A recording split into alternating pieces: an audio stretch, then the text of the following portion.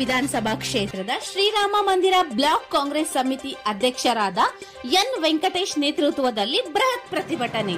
KPCC ಮಾರ್ಗದರ್ಶನದಲ್ಲಿ ಉಪಮುಖ್ಯಮಂತ್ರಿಗಳಾದ DK Shivakumar ಅವರು, ಮುಖ್ಯಮಂತ್ರಿಗಳಾದ ಸಿದ್ದರಾಮಯ್ಯರವರು, ವಿಧಾನ ಪರಿಷತ್ ಸದಸ್ಯರಾದ ಪುಟ್ಟಣ್ಣರವರು, ಮಾಜಿ ಮಹಾಪೌರರು, ಮಹಿಳಾ ಅಭಿವೃದ್ಧಿ ನಿಗಮ ಅಧ್ಯಕ್ಷೆ ಶ್ರೀಮತಿ ಜಿ ಪದ್ಮಾವತಿರವರ ನೇತೃತ್ವದಲ್ಲಿ ರಾಜಾಜಿನಗರ ವಿಧಾನಸಭಾ ಕ್ಷೇತ್ರದ ಬ್ಲಾಕ್ ಕಾಂಗ್ರೆಸ್ ಸಮಿತಿ ವತಿಯಿಂದ ಕೇಂದ್ರ ಬಿಜೆಪಿ ಸರ್ಕಾರದ ವಿರುದ್ಧ ಬೃಹತ್ ಪ್ರತಿಭಟನೆ.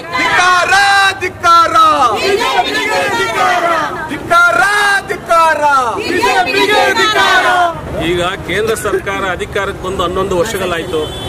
11 ವರ್ಷದಲ್ಲಿ ಅವರು ಬೆಲೆ ಏರಿಕೆಯನ್ನ ಜನಕ್ಕೆ ಒತ್ತಡವಾಗ್ತಾ ಇದೆ. ಅವತ್ತು ಕ್ರೂಡ್ ಆಯಿಲ್ ಬಂದ್ಬಿಟ್ಟು 70 ರೂಪಾಯಿ ಇತ್ತು. ನಾವು ಪೆಟ್ರೋಲ್ ಬೆಲೆ 70 ರೂಪಾಯಿಗೆ ಮಾರಿದೀವಿ. ಇವತ್ತು ಪೆಟ್ರೋಲ್ ಬೆಲೆ, ಅವತ್ತು ಕ್ರೂಡ್ ಆಯಿಲ್ ಬಂದು 140 ರೂಪಾಯಿ ಇತ್ತು ಮನಮೋಹನ್ ಸಿಂಗ್ ಪೀರಿಯಡಲ್ಲಿ. ಅವತ್ತು ಗ್ಯಾಸು 470 ರೂಪಾಯಿ ಕೊಟ್ಟಿದ್ದೀವಿ. ಇವತ್ತು ಕ್ರೂಡ್ ಆಯಿಲ್ 70 ರೂಪಾಯಿ ಆಗಿದೆ. ಆದರೆ ಕೂಡ ಇವತ್ತು ಗ್ಯಾಸ್ ಬೆಲೆ 950 ರೂಪಾಯಿ ಮಾಡಿದ್ದಾರೆ.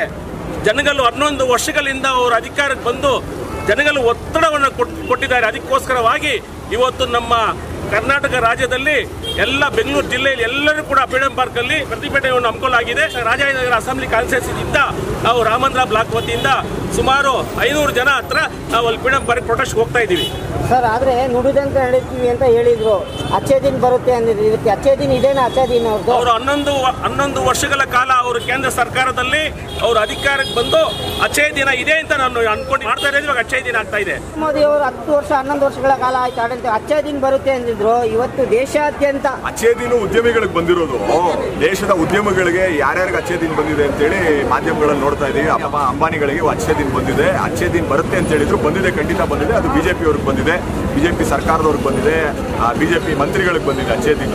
ಮಧ್ಯಮ ವರ್ಗದವ್ರಿಗೆ, ಕೆಳ ಮಧ್ಯಮ ವರ್ಗದವ್ರಿಗೆ ಅಚ್ಚೇ ದಿನ ಯಾವತ್ತು ಮೋದಿ ಅವರು ಅಧಿಕಾರಕ್ಕೆ ಬಂದ್ರು ಅವತ್ತೇ ಕಾಂಗ್ರೆಸ್ ಇದ್ದಂತ ಅಚ್ಚೇ ದಿನ ಕಿತ್ಕೊಂಡ್ಬಿಟ್ಟು ಗುರೇ ದಿನ ಕೊಟ್ಬಿಟ್ಟಿದ್ದಾರೆ.